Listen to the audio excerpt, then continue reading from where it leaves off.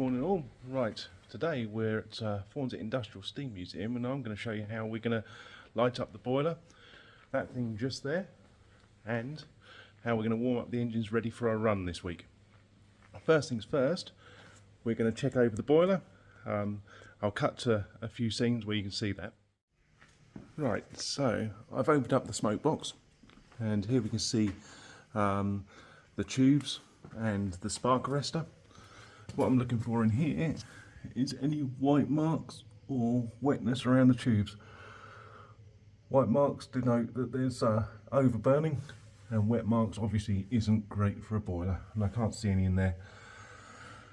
The tubes are a little bit mucky, but I think we'll get away with it today. I'll clean them out after this run. So now we're around the back side of the boiler. This is the combustion chamber. You can see the fire goes down there, comes round the back, up through the tubes and out to the front. Again, I'm looking for any white spots or obvious wet spots up here, or indeed up round the fusible plug there. And it looks like we're all good to go. That tube there is a bit mucky, so I'll have to make sure that's cleaned out next time. Boiler's already a little bit warm today, because I had a fire in it yesterday, and then which will make it easier to steam today. Let's close this up and we'll crack on to lighting the fire. Right, so here we are at the fire lighting stage. There's a little bit of ash in there because we kept it warm with sawdust last night. Doesn't really matter because we'll turn the blower on and that will all disappear up the chimney. So first things first, we've got a load of cardboard and goodness, just shove it in here. And a lot more of that needs to go in there today.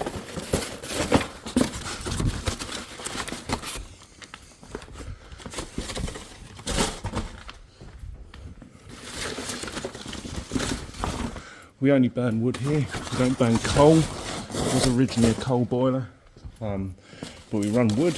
We get it free from a local joist supplier. A little bit more eco-friendly as well, which is nice. Gonna put on a few sticks as well.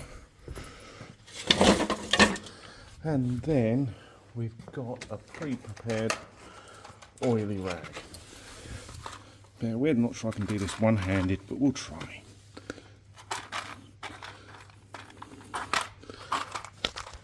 One-handed has failed, sorry.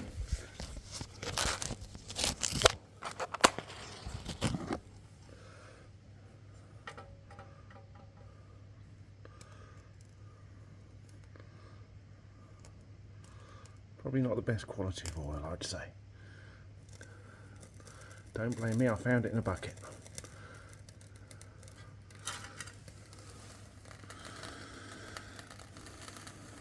Yeah, it's a bit wet, you can hear it hissing, fizzing fairly, but it will do.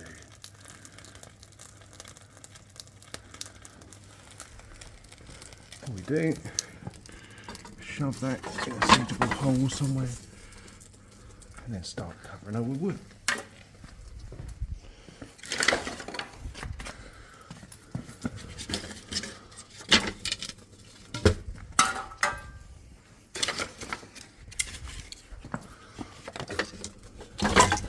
Not going to turn blower on yet, just put the fire out, and at this stage in the morning we don't need the heat anyway. Just want to warm her up nice and gently. She's an old girl, we don't want to stress her. Speaking of which, it's a Cochrane boiler made in 1951, runs 100 psi, plenty good enough for what we need. And just to get a scale of the thing, I've come all the way back here. It's a fair size boiler, not the biggest obviously, a fair size. Came out of Norwich prison, used to run the heating and laundries. I'll get back to you once we've got a decent fire going, we're adding a bit more wood. Now obviously one of the key jobs we've got to do is make sure we've got enough water. So we've got this big header tank here, which feeds our hot well tank. So that's filling up now. Put our boiler treatment into here. One of the key pieces of kit in the entire place is our boiler pump, which is steam driven, so we're going to keep this in good order. What I like to do first thing is oil this up, and we have an electric oil pump, water pump as well, just in case this old girl decides to give up and we're left without any water going into the boiler, which would be a bit disastrous. There's displacement lubricator, so just make sure we've got plenty of oil in here, and once she's warm we'll start running this through. And to preheat these things, we haven't got any steam at the minute, so not a lot of point in trying to preheat it. Yeah, I can just see that there. Perfect. Right, let's see how we're doing. Been a few minutes now. Excellent, look at that. So we've got a decent base going there. We're just going to shovel a load more wood on now.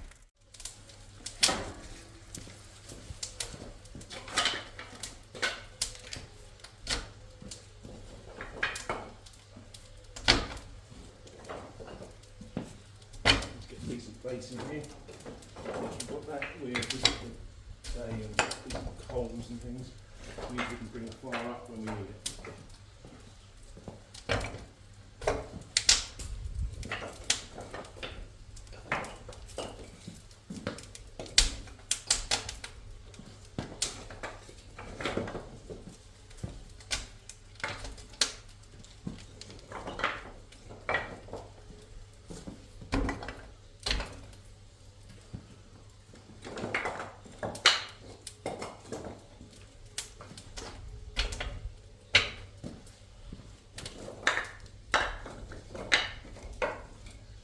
You might ask why I don't shovel this in. Well, believe me, it's not shovel wood than you can possibly imagine.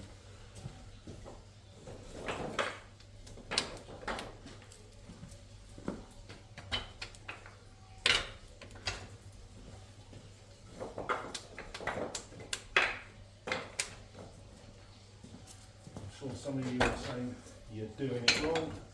You might be right, but it works for me.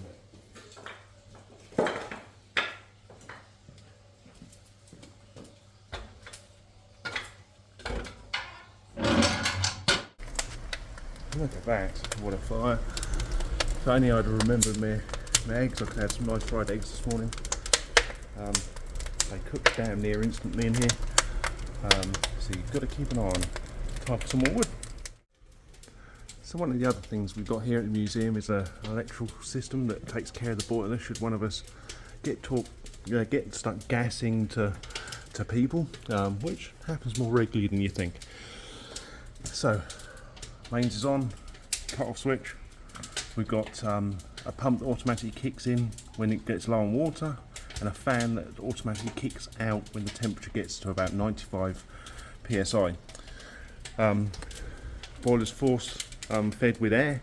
I'll show you the fans and things in a minute.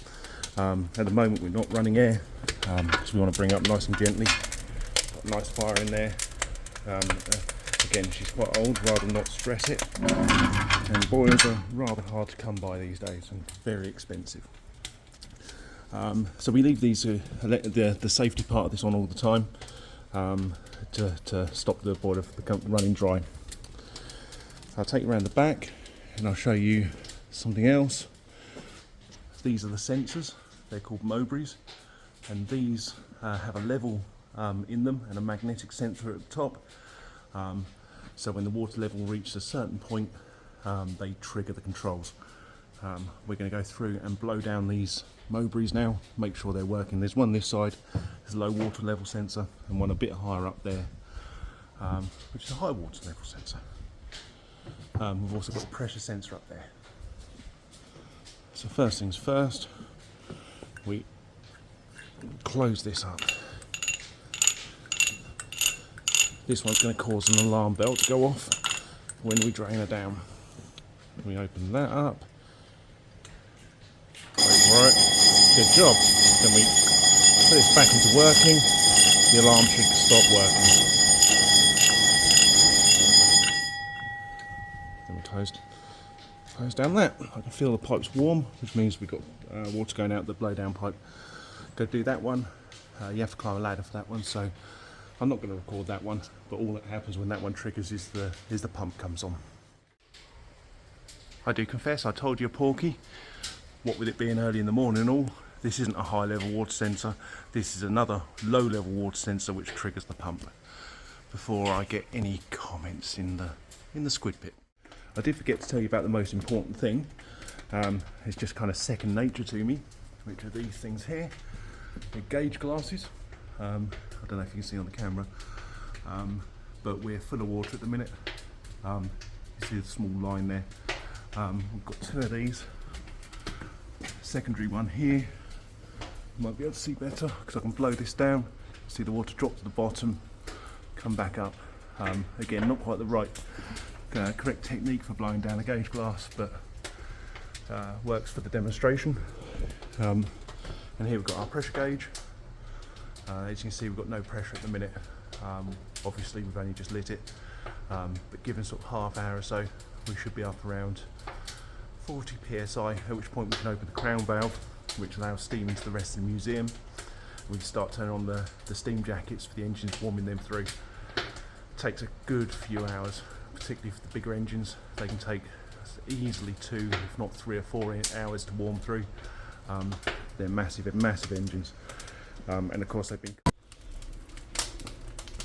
in a slightly better position for you.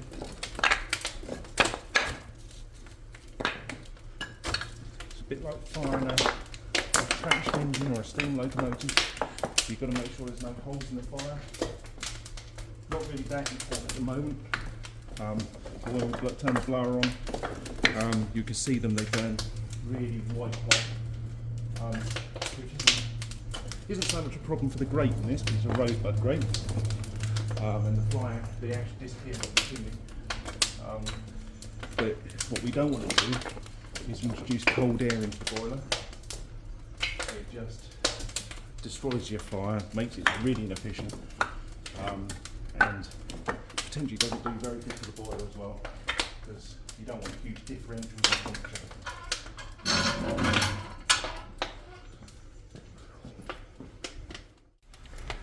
Now, I don't know if you can hear this, but the boiler's beginning to come up to temperature. I'll get a bit closer so you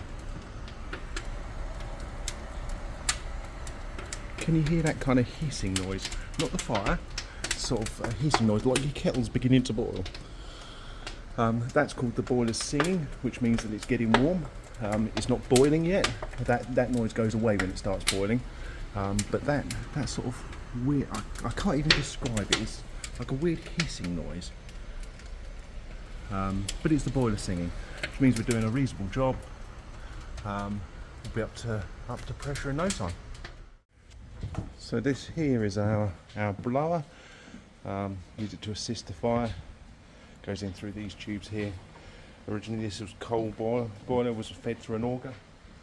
Don't have that anymore. We use wood. So let's fire up that blower. Got a little bit of temperature here. Well, got a lot of temperature. Getting some pressure. Just give her a bit of a blast. You'll see some smoke and stuff coming out of the firebox door.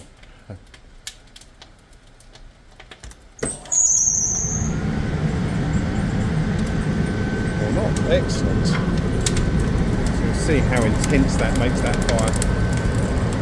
Really intense. You can't stand too close to it for too long, but equally you need to be there to put wood in, and man, does it use some wood. We use, can't zoom out anymore, we use about between 4 and 6 of these a day, so it's a pretty intensive job. It's about a ton of wood in total. You can see the chimney, we've got the blower on, which is burning nice and clean at the minute, really efficient, but just see nothing coming out the top. When we put fuel on, it doesn't burn very efficiently to start with, but what we're looking for is this nice clean burn, not very big plumes of smoke coming out of it, although it's unavoidable. Right, as we can see, we've got a good fire there now. Perhaps there to have a little bit of extra wood on there, but we'll do that any second. So I just fueled her up. Probably put, I don't know, 7 or 8 handfuls of wood on. You can see we're making a bit of smoke. That'll soon burn clear once that catches hold. We can reduce some of that smoke as well by introducing a bit more top air onto the boiler. Either through this flap, more often than not we just crack the door open a bit, and that does help. Still, the fuel's on there fairly recently, so it won't that much to start with, but there you can see a little bit top air, a little bit longer after refueling, and it's burning much more efficiently. So you see that we're up to just over 40 psi. We'll go on and crack open the crown valve to allow steam to the museum. Halfway through the day, got really good pressure. About to start the second tour where we'll fire up the Dover engine, which will suck a lot of this steam out, but we're ready for that. Next time I'll show you putting the boiler to bed.